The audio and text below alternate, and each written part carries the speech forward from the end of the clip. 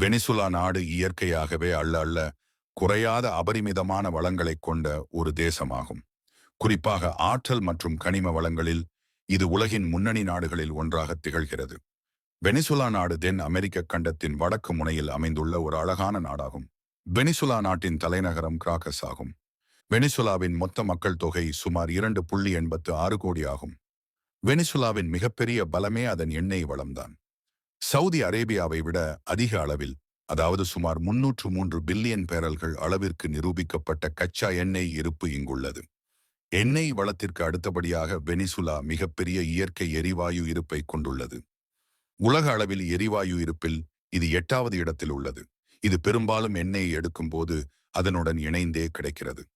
வெனிசுலாவின் தெற்கு பகுதியில் உள்ள ஆர்கோ மினரோ டெலோரினோகோ என்ற பகுதி கனிமங்கள் நிறைந்தது.